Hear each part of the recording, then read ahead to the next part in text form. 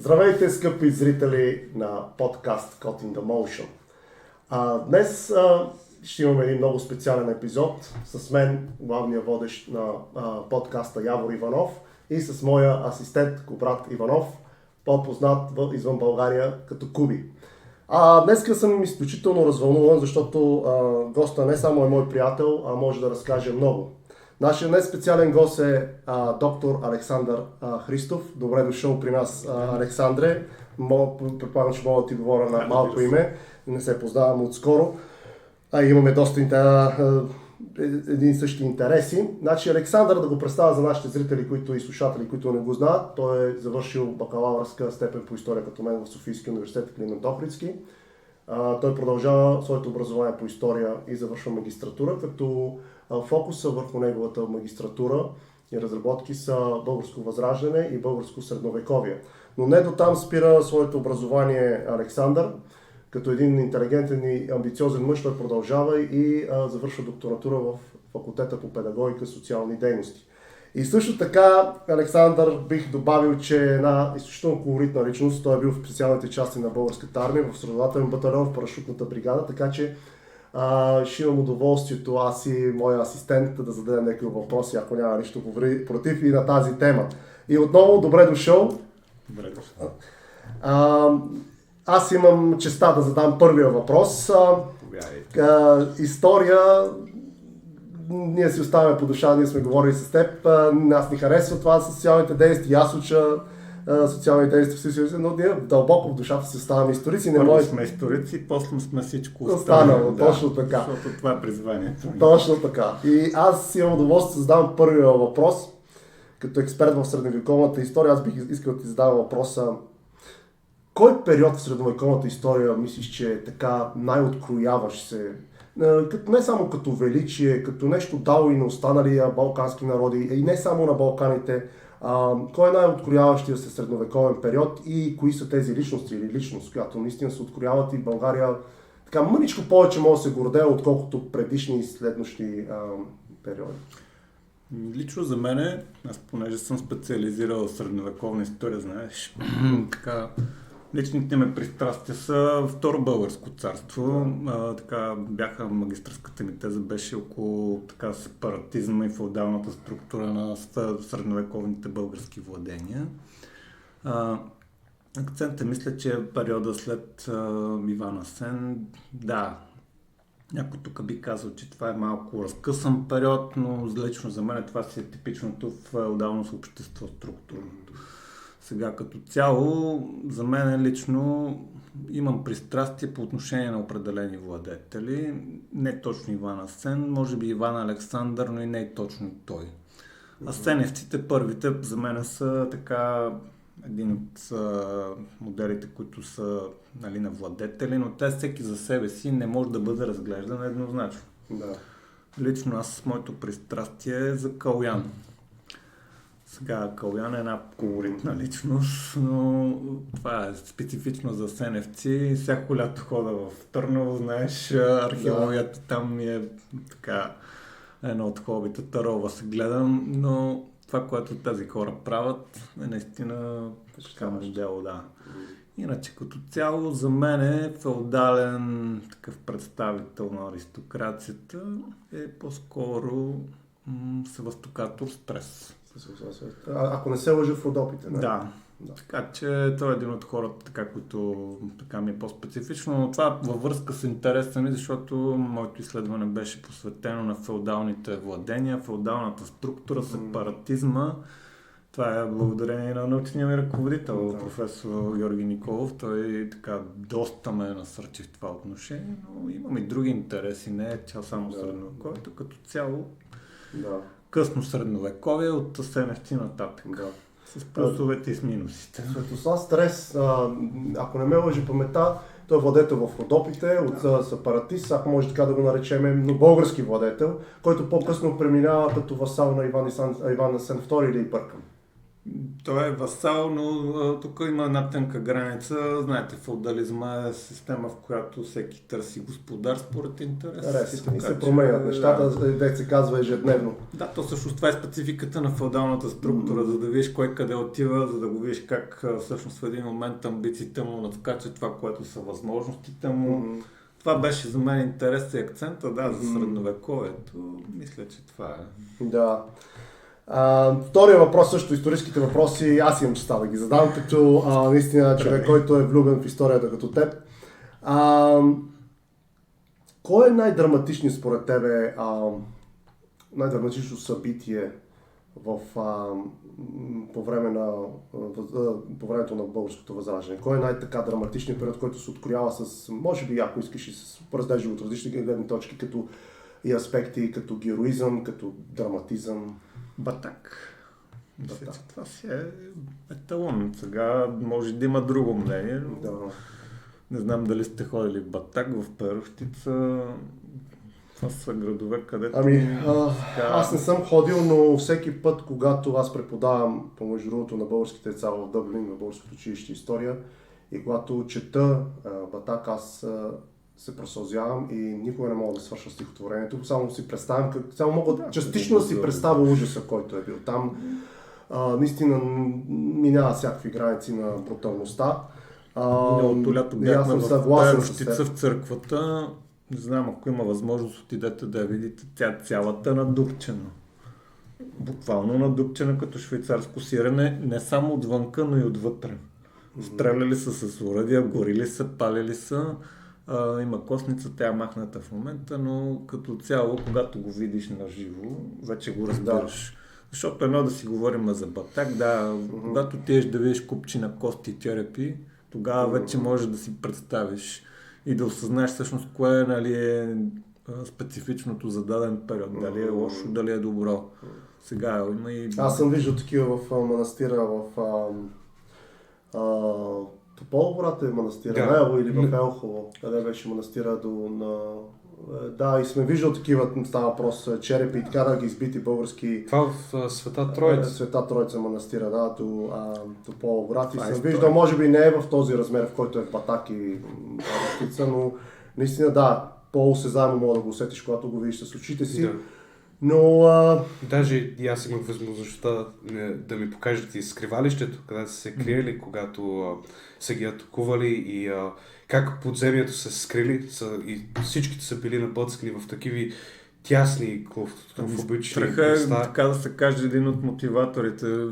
Казвам ви честно, когато човек изпадне в такова състояние, дори най-смелия гледа да си спаси живота. Случвало ми се и на мене, признавам си го, аз също съм човек, човешко ми е позволено, и аз се страхувам, и аз съм се плашил, дори да съм най-смелия, дето се казва, винаги има този момент, така че това е инстинкт за самосъхранение, няма как да го пропуснем. Ние всички хора имаме някакви страхове, дори някой, който боец излиза, примерно, да се бие на сцената, може би то не го е страх да се боксира, но го е страх от нещо друго. Тук правя отклонение, защото ще го разглеждам сигурно. Да скочиш през вратата като парашутист не е толкова страшно, но когато застанеш на балкона да сменяш корниз 3 пъти по-страшно. Парадоксно. Нямам никакво логично обяснение, но си го признавам. Не ме стрегна да стана на 2000 метра височина, но когато трябва да сменя вратата, примерно прозореца, дори да е затворен, треперят ми краката. Не е също. Така е. Няма проблеми. Трети въпрос пак е свързан с историята. Тук не фокусирам въпроса само върху средновековната история, историята на възраждането на България, която и да е личност или период, според теб е дал най-много на България. Като казвам дал на България, като развитие икономическо, социално развитие, в цялата българска. Княз Борис Първи, казвам го по кръстителя, не е Борис III или някой друг. Казвам го и аргументирам се веднага, за да не кажете, той само го казва, защото това е по-лесно. Няма християнство, азбука, църква. три неща, които ни идентифицират в момента като И българи. не знам дали се съгласиш с мене, да, че ни идентифицират като българи, че при него започва процеса на създаването на българската нация.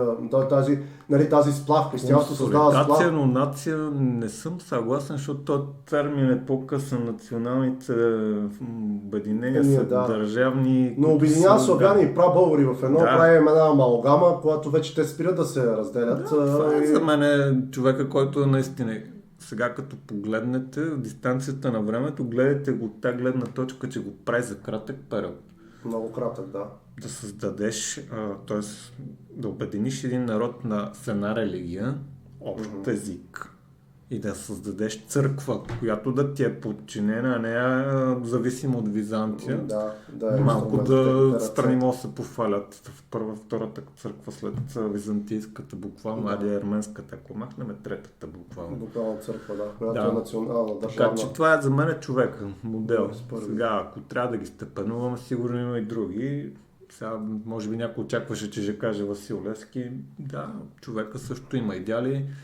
Да, подкрепям ги, но гледайте по-глобално и по-мащабно, защото и Левски, сега тук влизаме в хипотезата, нали, ако нямаше национално освободително движение, ако бяхме изчакали Младотурската революция, няма да влизаме в такива теории. Теоретични, които не са трудно доказуеми, защото не можеш да докажеш какво можело да се случи. Всеки може теоретични възможности. Всеки може да има някаква специфика, но аз моето лично за мен съм си го изградил. Имам Борис Първи.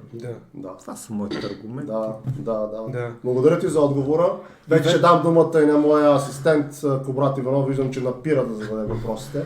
Вече малко по-личен въпрос към тебе. Ти как си изградил в кариерата?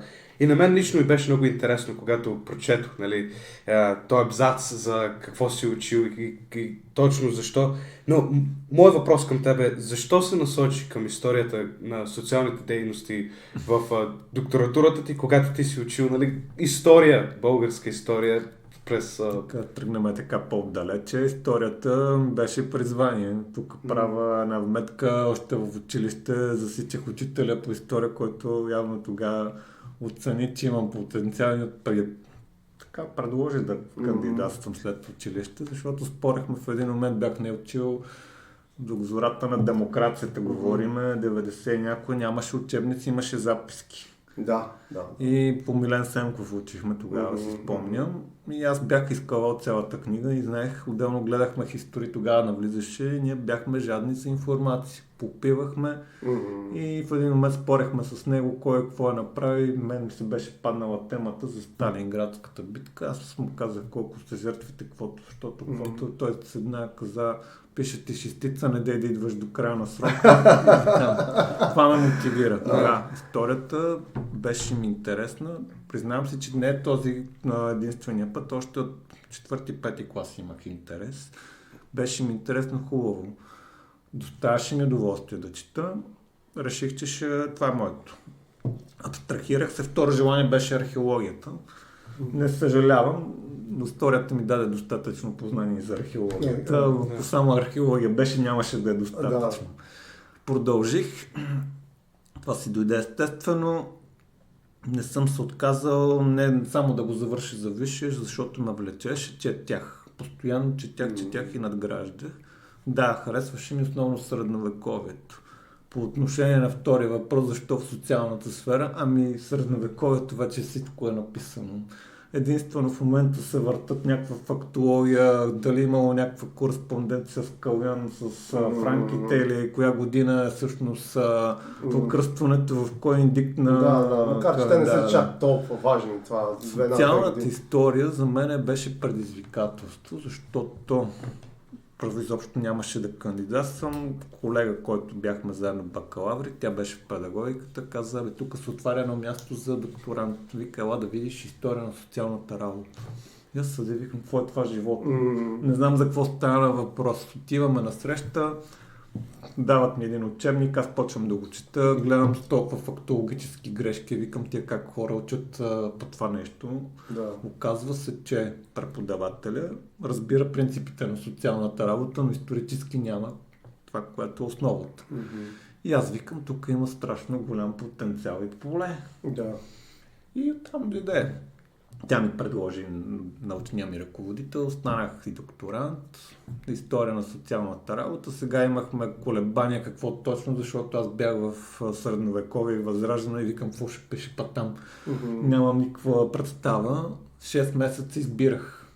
И съвсем естествено се насочих към нещо, което има пряко отношение с осигурителните системи, защото това беше всъщност акцента. Социално-осигурителни системи, модели за социална защита в България след 1944 до 1989, т.е. тоталитарния период. Една тема, която и в момента още е доста така... Доста интересна. За мен е доста противоречива, защото когато казвате оценки, дори на защитата имах такъв коментар, оказа се, че рецензентите още са с мисленето от преди 89. Има моменти, които трябва да сте балансирани и умерен в това, което казвате. Това по отношение на тебе. За бъдеще говоря. Да, той сега се отголява малко. Така че беше интересно и предизвикателство. Социалната работа се оказа, че е едно неизследвано поле. Не само за България говоря. Да, имаше отделни публикации, но се оказа, че тук трябва да правя партина в някаква пряспа, която беше много дълбока за мене. Каквото и да фащах, се оказваше, че дори да е малко, то води след себе си още 200 неща. Дори да фанеш само благотворителност, тук има НПО-та, има история на църквата благотворителност. Фанете нещо друго, социално осигуряване, то са системи. Оказва се, че във Възраждането има, в Средновековието има. Това са предизвикателства, колкото искат. И едно доста хубаво поле. Сега обаче тук права вметката, че вече съм главен асистент по 1-2 педагогика и малко ще се пренасоча в друго поле, близко до това, което е, но в сферата на педагогиката. Така че... Педагогиката, това е интересно. Да. Но както се казва, учене през целия живот, с цел да надграждаш и повишаваш степента. Не е само, иначе може би щях да остана в едно поле, не пречи. Да. Аз го разглеждам като за мен е нещо положително, защото ми отвори други така врати. Надявам се, живот и здраве, и там да има някакви по-солидни публикации. Сигурно, като те познават и си изключително дисциплиниран, интелигентен, така че аз не се съмнявам, че ще постигнеш и успехи в новото поле, което си избрал да учиш и да си изявяваш. Но сега също аз имам още един въпрос към тебе, където като баща ми, за твоето мнение след един исторически период, сега специфично питам за след българското освобождение, 1878, през кой период на българската история, време, най-добре или най-честна или ефективна, каквато и да е дума искаш да използваш, е била социалната справедливост? Каква най-висока степен на социална справедливост? Така да го префразирам, въпрос е имало в кой период според теб и... Така да го разглеждаме, ако трябва да съпоставяме. Спрямо останалите държави, къде сме ние и какво правим всъщност тук. Колкото и така да прозвучи не много исторически, Цанков прави, така не само Цанков, но и превратите, тези деветоюнските, деветомайските, това са преврати. Но там социалната платформа е много силна. 36-та за мен е изградената социална държава в България. Да, не в този вариант, който е идеалната социална държава, но имате система за социално осигуряване, осигурителни рискове, всичко по това покритие, плюс закон, който ви го регламентира. За мен е това е Кимон Георгиев, 19-майците и 9-юнците, защото те са една част от такова общество, което е прогресивно. Сега някой ще каже, те са превратаджи, не знам си какво. Вижте го, Кимон Георгиев е в Отечествено-фронтовското правителство. Там имат програма за социалната държава. Отворете програмата на превратаджиите, ще видите. Всеки, който има ясна цел и програма, той може да направи нещо, ако следвате стъпките. Тук ще прозвучи малко националистически, но Отворете програмата на НГСДРП, Национал-социалистическата работническа германска партия. 33-та. Абстрахирайте се от това, което е антисемитското, расисткото и всичко друго останало. Вижте социалните аспекти. Колко процент е тази програма? Социална ли е? Ами, аз бих го казал така, абстрахирам се, може да го цензурирате, ако искате. Ако бях в Германия и този човек ми обещава такава програма, щях да гласувам. Да. Цената е винаги висока, защото не може да давате без да взимате. Логично е, че дори да имат изградена социална държава, тя ще е балансирана по този начин, че или ще взима и ще дава на някой, или ще преразпределя. Няма идеална социална система. Аз поне това, което съм виждал, не познавам, дори шведската говорим. Защото тя в момента се дава за модел, но ако се поставите разходи, условия, всичките тези елементи, които формират една социална система, ще видите, че тя не е съвършена. Цената е много висока, но получавате всичко, което е максимум. Но това, ако го преразпределите в същия вариант, ще видите, че тук го получавате същото. Така че... Тя не е ли до един подвъпрос? Тя не е ли доразвита след 9 септември 1944? Да, системата се надгражда. Сега някои казват, 30-те години се изградила, но ако вземете това, което прави новото правителство след преврата, защото това си е преврат, установяването на комунистически и тоталитарен режим, ще видите, че тук също има една социална политика. Но тя е не само на идеологическа основа, защото имате идеология, но имате и социална програма. Няма как да следвате нещо, ако нямате някаква база, за кого го правите. Ако ще сте народна демокрация, кой ще ви е основният субект, който ще обгрижвате народа? Логично е, че всичко ще е насочено за него. Цената също е много висока. Сега, тук правя уточнението, че има и хубави и лоши неща. Ако трябва да се съпоставят от политическа гледна точка, да, съгласен съм с повечето историци, това е тоталитарен режим, репресивен, всякакъв този, който се налага. От социална гледна точка също е много добър, но има и ограничения. Казах ви, има тук един момент, където гледате, давате на единия, но взимате на други. Имате привилегировани класи. Да, имате социална система, която е облагодетелствана, но тя облагодетелства само тези, които са подкрепа на режима. Всички, които не споделят тези идеи или виждания, те се изключват. То го има навсякъде това, но тази сегрегация тук е по-очевидна. Да, експонира се, че всичко е супер, имаме супер система, но под шаблона винаги има нещо, което не е хубаво. Така че няма идеална система. От икономическа гледна точка, ако я гледате, може би тук икономистите ще ме опровергаят, ще кажат, това е една система, дето е с пълен фалш, нищо не се произвежда. Да, но това, което се е построило, някъде още функционират някои неща. Нека не изхвърляме с лека ръка всичко, което е направено. И за добро и за лошо то остава. Традиции, наследство, това е. Да. И сега малко да ще променя темата. Ще се върна пак към традициите българските, разбира се, и историята. Пак е свързан малко или много с историята. Защото се правят много спекулации, специално от нашите съседи.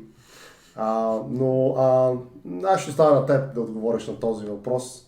Според теб, откъде идва тази прекрасна традиция, вековна, бих казал, традиция на мартеницата?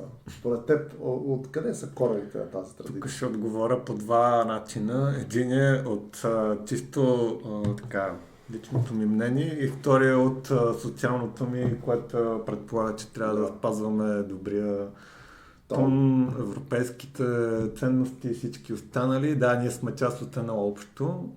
Сега, ако трябва в личен план да го кажа, в Влахия се е писал кирилица до, няма да казвам коя година, но реално Влашко е васална територия на България през почти цялото средновековие. Почти даже не знам дали изобщо са имали някаква автономия.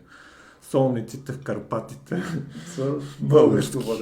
Факт е, че българите, за да стигнат до тук, трябва да минат от някъде с кораби, поне това, което знам, не сме били много добри.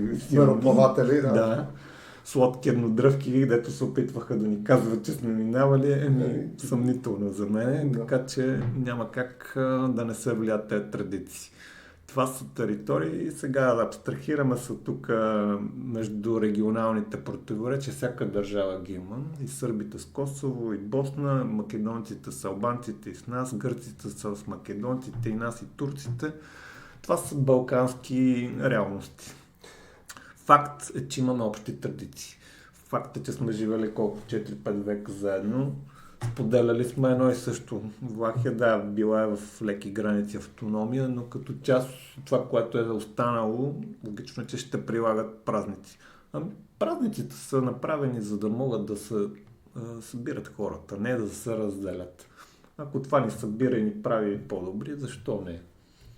Дали му викат Мартеница или там Мартеничак или нещо от сорта, за мен е без значение. Щом има възможност, поляризирайте го. Да. Но пък нашите съседи от Запад ще кажат, че тази е македонска традиция.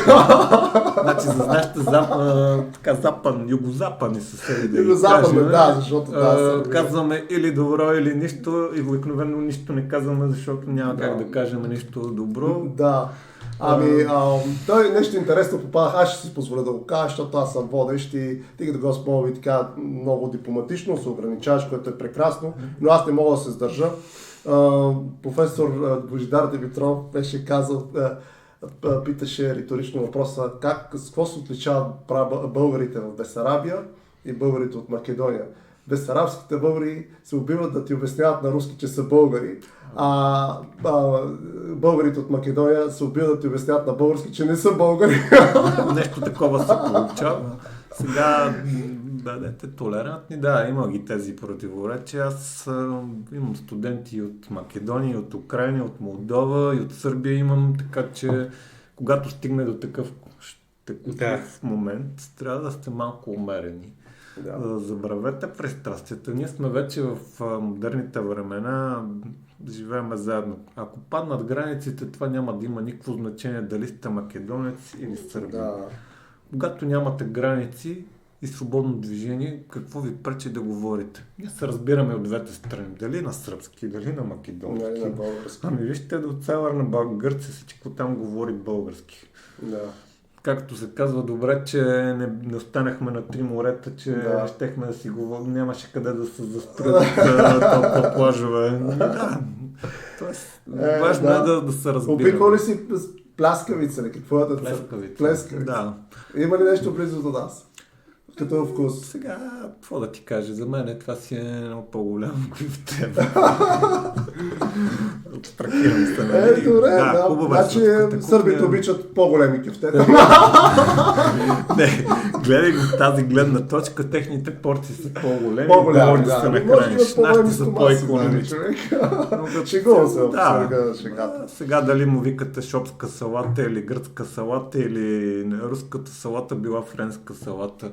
Семантика на език. За мен лично аз не съм издръбнял толкова. Ами руската салата, да ядем, да не ядем. Шегувам се, тръгна на сега така тия кулинарни забежки, които правим тук. Идеята е да има някакъв диалог. Това едното води до другото.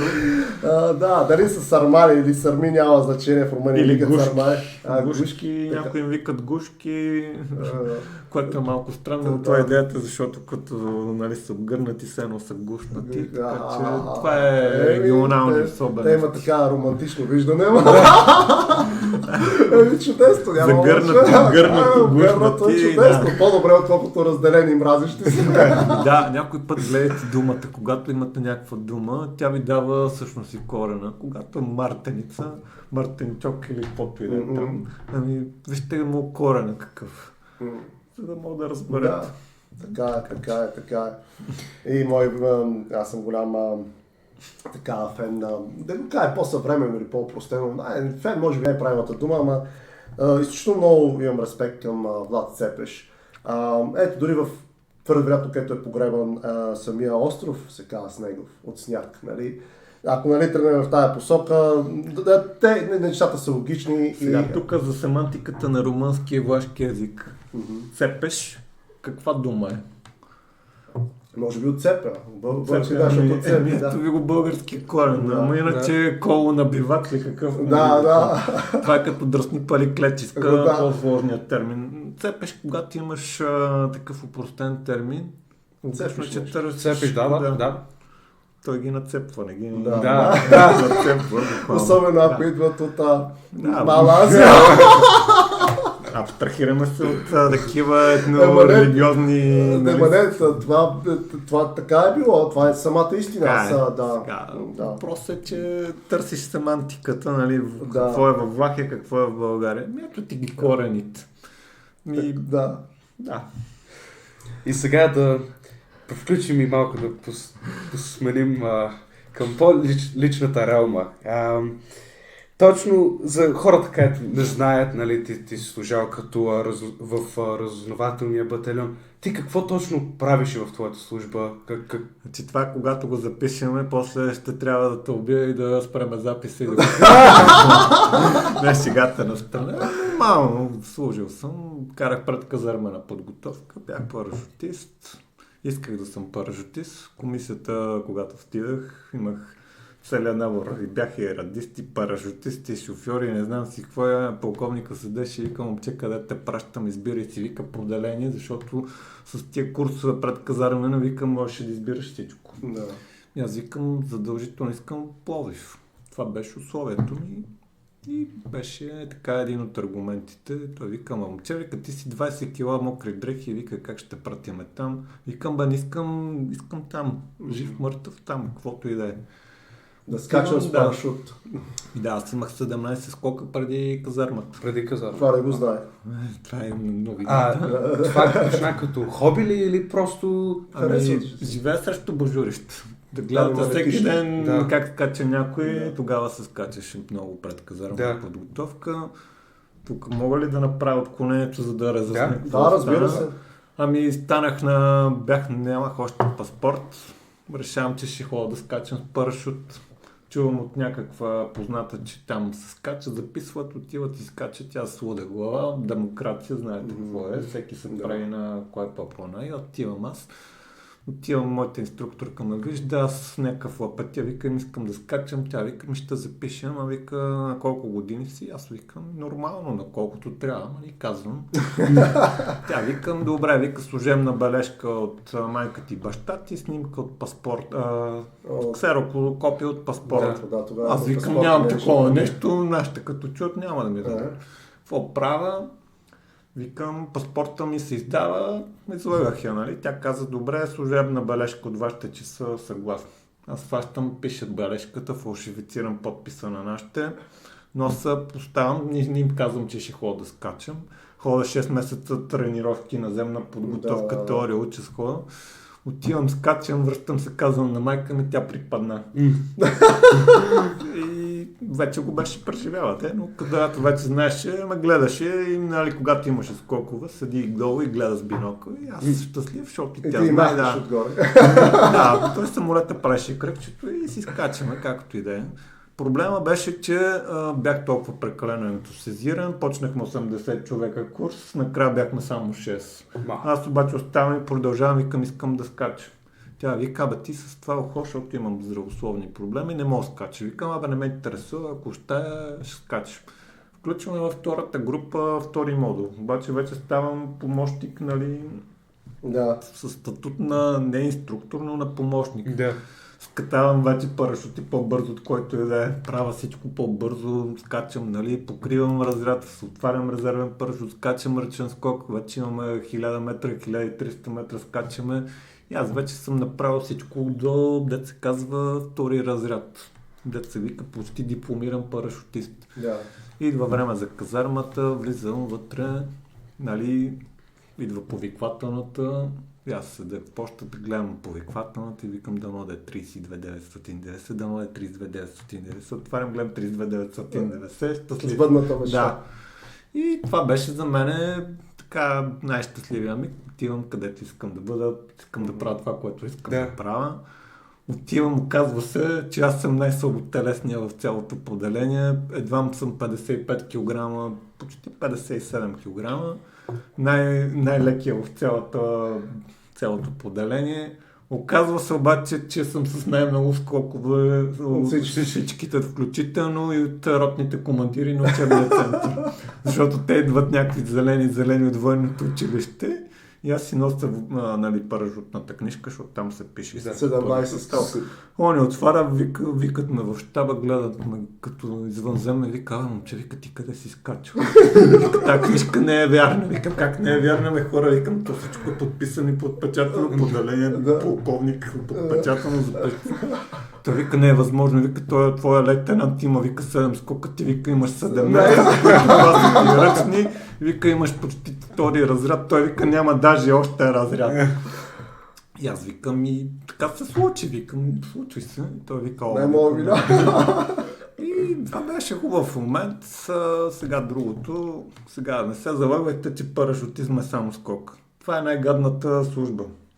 10 км всеки един скок, бягаме марш на скок.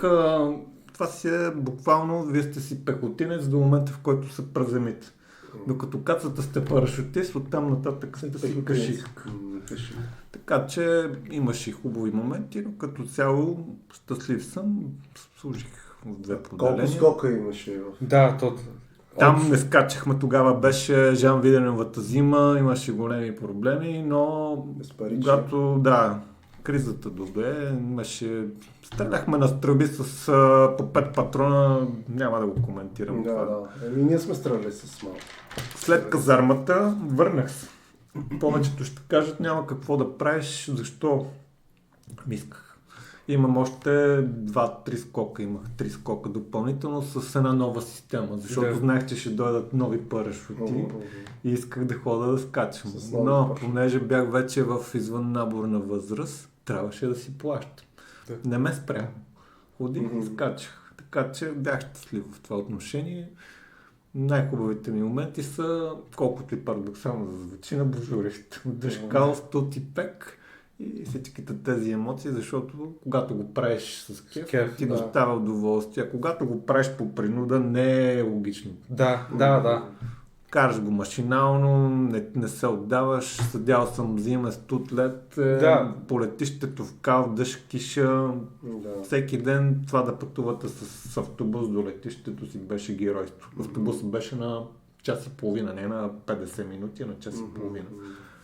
Беше най-хубавият момент, признавам се. Да, имаше и лоши, но като цяло щастлив съм. Моменти, по-скоро беше щастливо. А некога скачал ли си парашутист в други държави или нещо подобно като... Този коментар ще го запазя. Не съм скачал, но като цяло сега парадокса за мен беше, че имах повече скокове, отколкото кацания. Да. Тоест повече отваряне с парашут и бяхме лятото с един колега в Словакия. Не знам дали ти го спомена. Не може. Ние излитаме с самолет, мене ми е хубаво, нормално. Усещам вибрациите, претварването, залепвам за седалката, въртиме се. Идва момента за кацане, аз никога не съм кацал с самолет. Вярвай ми, че бях блед като платно, тя беше се притеснила и викам, а тебе да не те е страх, вика от самолет. Викам, не ме е страх от самолет, е страх му от кацане. Защото не знам какво е. И оказа се наистина, че пилота не беше от най-добрите, като наби спирачките 3 пъти се залепих за седалката отпред, защото Ryanair бяха ефтините тарифи, там седалките са близо и аз не знам какво се очаква от мене да правя и ми е специфично. Това е. Оказа се, че и до това доживях, кацнах с самолет. Както се казва, пожеланието на парашутистите да имаш толкова отваряне на парашута, колкото са ти скокове. Но тук всъщност се получи кацанията едното да ти е с самолет, за да знаеш какво е. Това е кръга на шегата, така че това е общи линии. Сега, следващия въпрос. Ако се те ядоса или се разсърдиш този въпрос, аз го измислих, не е моя асистент. Ще завъртим малко така към политически, но не прекалено много, няма за да опочаваме, защото аз напълно съзнавам, че ние не мога да правим така. Трябва да внимаваме политическите изказвания и конъюнктури, трябва да се съобразяваме.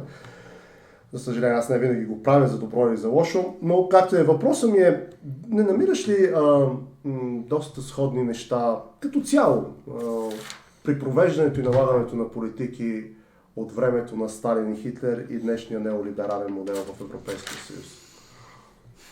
Ако говорим по отношение на Русия, виждам паралели. По европейските държави не толкова, но и там се забелязват някакви такива авторитарни тенденции. По-скоро, но това е естествено капсулиране. Всеки иска да задържи властта. Сега как ще провеждаш политика? Сега имам отделни наблюдения, не претендирам, че съм политолог. Виждам какво става във Франция, виждам Полша и другите държави. Протестите, това са естествени процеси. Но някой път политическите решения не са логични. Защото самата среда създава други условия, а вие налагате някакво политическо решение, което ако направите проучване, ще видите, че нагласите на хората са съвсем различни от това, което е. Да. Но трябва да следвате, така да се каже, правия курс, който се налага не от кой да е, от някой по-определен или лоби или някаква политическа сила. Виждате, че дори в европейското пространство, общо европейското говорим, има фракции. Дали ще са зелени, дали ще са либерали, дали ще са социалисти, това е политики, които те следват, но всеки дърпа чергата. Парадокс е, че когато ляво ориентирано правителство дойде на власт, то не прокарва никога либерални или не до край това, което е заложило. Тоест имате едно обръщане, т.е. рефлексия. Когато левите партии дойдат, те прокарват консервативни, консервативните прокарват леви. Леви, да.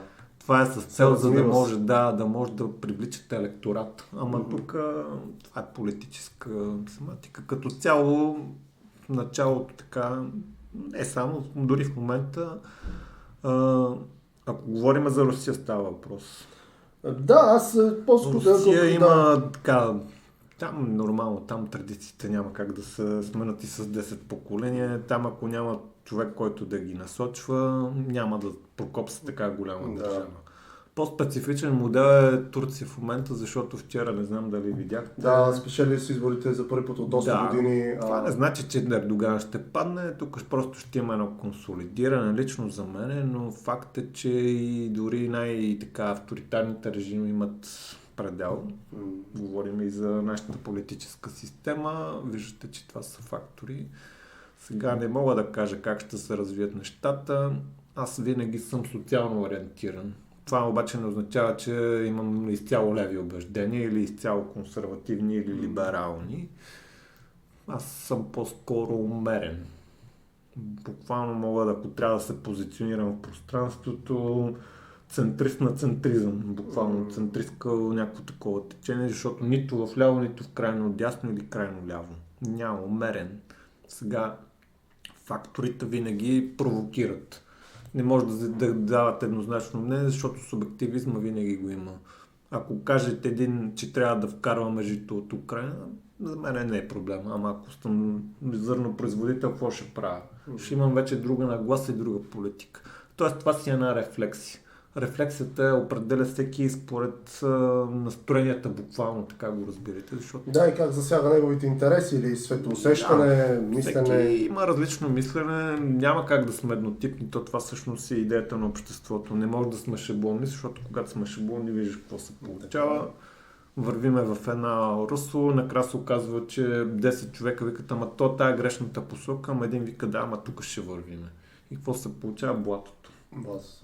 И в това прозирам в твоите думи, че в началото, което каза, когато отговаряше на въпроса ми, че някакси като че ли управляващите кръгове в Европейския съюз, включително и най-вече, са загубили връзката с хората, защото когато прокарваш едни политики, които противоречат на настроенията на по-голяма част от хората, и имаш усещането за налагане. И тук един епизод направихме за свободата, по-абстрактно и по-разширен епизод с моя асистент. И говорихме, че каква е разликата между политическо правилното говорене и цензурата. Те са две едни и същи неща, просто едното звучи по-цивилизовано. Въпросът е кой ще те излъчи и дали ще те допуснат да те излъчат. Да. Цензурата е това. За съжаление наблюдаваме и днес, дори в Европейския съюз, но света се развива постоянно и ние може да се само надяваме, че нещата ще се развиват в една по-позитивна, по-ведра обстановка и мирна. Аз съм малко скептик, така ако ви позволиш, ще кажа, че съм скептик, защото виждам на къде върват нещата. Абстрахираме се, нали, от политическите процеси. Виждаш, че ние сме консуматорско общество. Европа в момента е такава територия, в която е консуматори. Оказва се, че няма никакво производство. Не може да произведе 1 милион снаряда. Това е смешно. Как ще се пазят те 12-20 държави, ако имат общ отбранителен съюз, но не могат да си произведат 1 милион снаряда. Това е смешно за мен. Факт е, че разчитаме само на внос. Ние сме консуматори. Вече сме изгубили всичките тези възможности. Логично е, че ще има някакви процеси, последици, но какви да са задоволени. Аз не искам да задълбочаваме, но да погледнем в миналото, близкото минало, преди 10, 15, 20 години лидерите на Европа бяха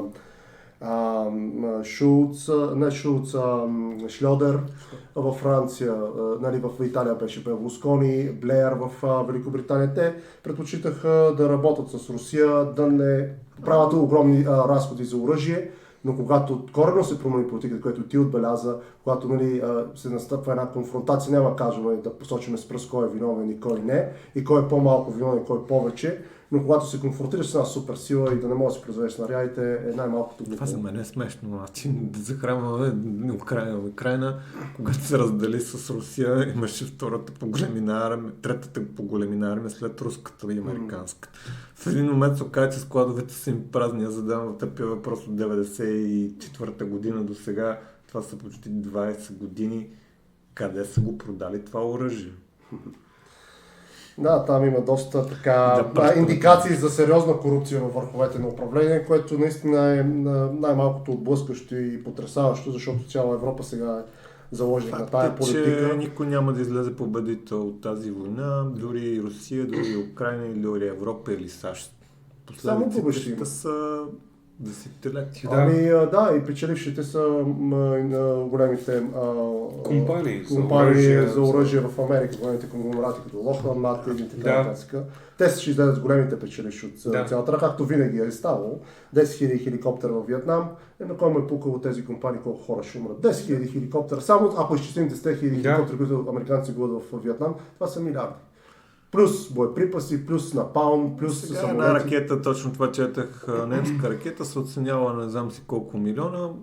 Един даде там коментар, тя преди войната струва 25 пъти по-малко. Как се получава тази себестойност? И тук логичният въпрос е кой печели и защо е толкова висока цената. И кой определя цената? Един патрон струва примерно 1 лев, сега ако трябва да го вземете сигурно е 10 лева. Да, месинг, нали, барут, условия, работа, труд, всичко като го сложиш, сигурно се калкулира. Обаче, когато производствените мощности работят на 100%, логично е, че себестойността трябва да пада, не да се увеличава. Пазарен принцип, който тук няма никаква логика и ето го политически елемент. Казват, даваме 800 милиона долара за еди какво си. Ама като завишите цените, вие какво всъщност давате? Себестойността, това кенче, ако го пращате на някой, казвате, това се оценява помощ на 5 лева, може да е 1 лев. Да. Обаче вие го калкулирате като 5 и казвате, аз давам 5 от 5. Нали? Ето ви го икономическия принцип. Така че каза ви, войната е нож с два. Аз винаги съм казвал, никой не разсъждава. Парадокс е, че в момента никой не говори за мир. Всеки говори за оръжие. Никой не казва, дайте да седнем и да кажем, тук да е руско, до там да е украинско. Няма го това. Говори се само колко снаряда, колко време ще издържат, колко време ще са нужни да се обучи или колко време ще е нужно да се направи някаква офанзива за някъде. Чакали пролетно-лятно настъпление, есенно мобилизацията в Русия вървила с 300 000. Ами хора, като виждате, че върви на някъде надолу това, седнете и мислете. Да. В момента имаше клип, че 16 годишни военно обучени. Кой гарантира, че няма да ги пратят? Да. И аз винаги съм го казал, че и може би с това да приключим темата за тази отвратителна война, която се случи и виновниците трябва да бъдат изправени според мен на съд, защото никой не мисли и не го спомена в медиите, че ако предположим, че до момента са умрели по статистически данни 500 000 души от двете страни, нали, едната става да кажем 200, другата 300, няма значение. 500 майки, сестри, деца няма да видят бащите си и братята си. И това продължава. И никой не може да си представи, аз искам и на всички зрители да ми кажа да си представят, ако загубят своята дъщеря или син или брат, как се почувстват. Живота повече за тях няма да е същия. Никой не мисли за тия, този човешки фактор. Тая мъка, която тя не може дори с пари после да се изчисти и да се по някакъв начин да е някакъв заместител да се намери след това. Няма. Дори компенсаторните механизми, които съществуват в момента, те не действат. Факт е, аз се правя в момента така, подготвям една публикация, последиците за тези, които стават, така да ги казвам, сираци, самотни родители, жени или които получават, така да се каже, военната пенсия. За тези, които са загинали. Оказва се, че понеже там статистиката е много изкривена, защото първо не се знае колко са загиналите официално, дават се някакви статистики, но ако отворите системите за социално осигуряване и видите как се преразпределят тези средства, могат да го видите. Това са хиляди хора. Като тук това са говорим за поколения. Не говорим плащане еднократно, обезщетенията са ясни. Тоест, ако на дете остане сирак, вие трябва да плащате до пълнолетие. Да. Тази жена, докато детето е порасне или си намери мъж или някъде нещо може да се стабилизира. Родители. Тези родители губят поколение. Губят, абстрахирате се човешкия живот. Това е създание, което това е човек. Все едно да изгубиш някой близък. Знаете, не може да се компенсира колкото и пари. Да. Факт е, че този процес е много сложен. Лично за мен не знам как ще излезе цялата работа. Както и да е в една война, никой не излезе до двете страни победител, дори едната страна да вземе повече територии, така да аз като за обикновените хора не мисля, че от една война някой излиза победител. И в тази война аз не мисля, че ще излезе някой победител, особено... Който и да излезе няма да е реален победител. Да. Дори да спечелиш територии, тези територии не компенсират живот. Да. Факт е, както баба ми, Бог ме прости, тя каза нещо много пъти, много умни неща, много прозорливи.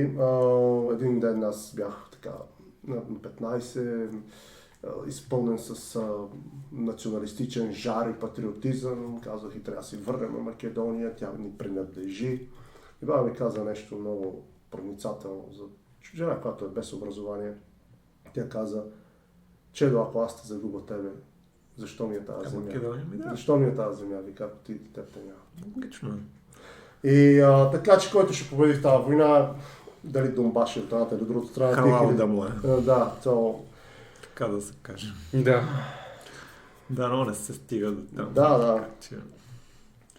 И последния въпрос за... Предпоследния, извинявай. Едни от последните въпроси, така да кажем, е по-лек. Пак се допитвам към твоето мнение. Ако можеш да промениш или да въведеш нов закон, където за да подобри социалната справедливост, какъв би бил и защо? Тук ще ти отговоря всеки, понеже водим история на социалната работа, сега водим социално осигуряване, упражненията. Моята надежда е, аз не вярвам, че ще променя нещо, дори да ме вкарат някаква експертна група, няма да променя нищо. Вярвам ми, че решенията не се взимат от логични действия, ами по-скоро политически. Да.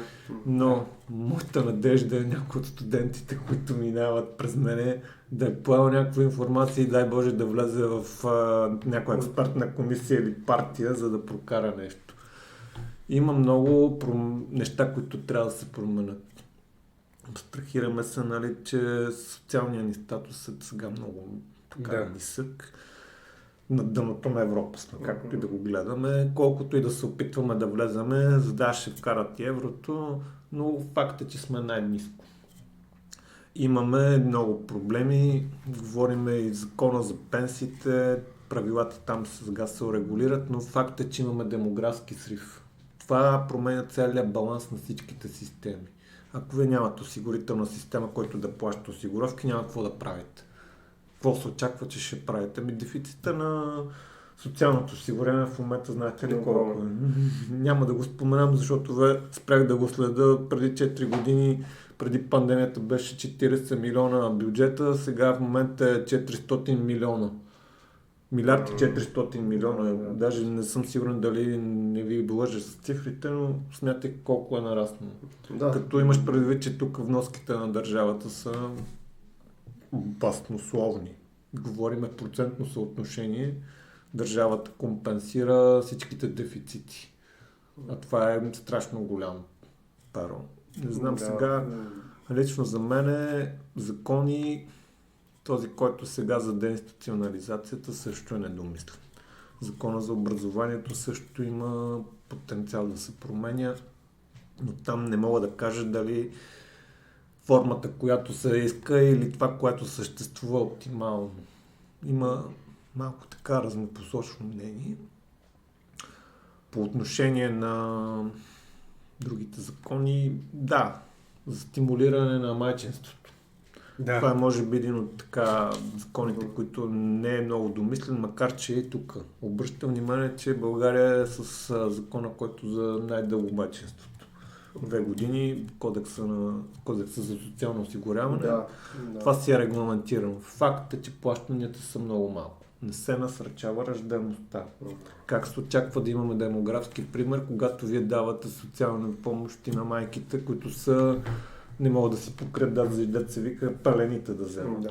Смешно е. Как се очаква? Нито стимули за първо, нито за второ дете. Стимулират ги да се върнат на работа. Ама извинявайте, как се очаква вие това дете да го възпитавате, когато искате тя да се върне на работа? Най-бързо. Да. Очаквате после да расте някакво ползотворно поколение, което му липсват първите 7 години, защото майчинството е това. И после се чудиме защо системата куца. Трябва да тръгне изначално. Политиките са много така, лично за мен сбъркани. Имаме добри неща.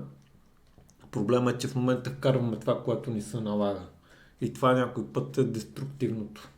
Защото когато ни пуснат някоя резолюция от Европейския съюз и кажат да, тук трябва да се направи това.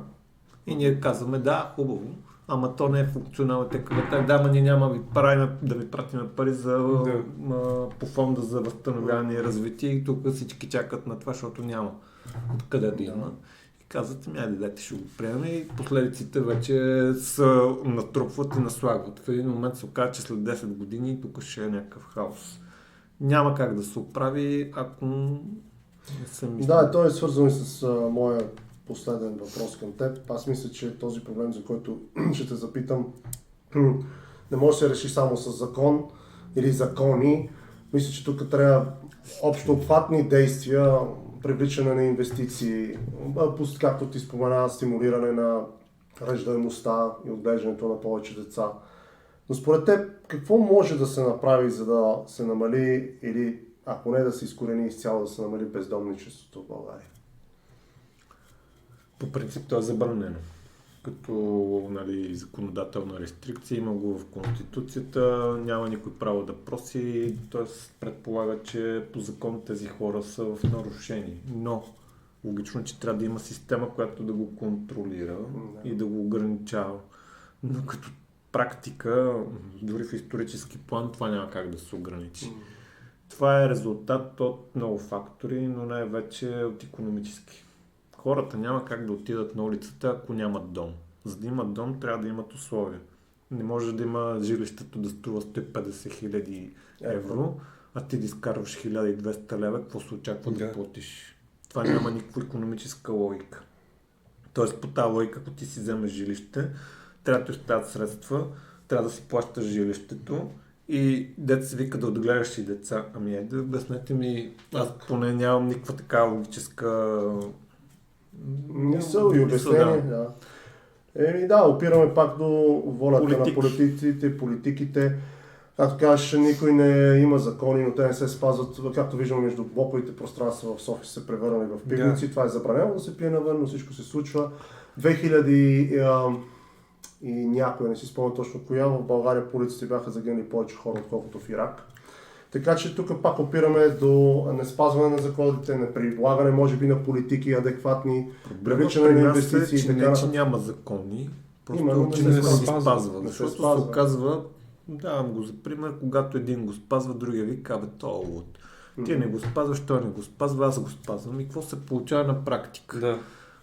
Ако вие двамата работите в сивия сектор, аз работя, нали, моите осигуровки са по-големи, плащам. Вие във време за пенсия, кой ще плаща? Аз или вие? Ти? Аз, защото аз съм си плащал, обаче от мене взимат, защото на мен ми казват, вие ще имате таван, няма да мога да взимаш максимално, за да може да има той и той.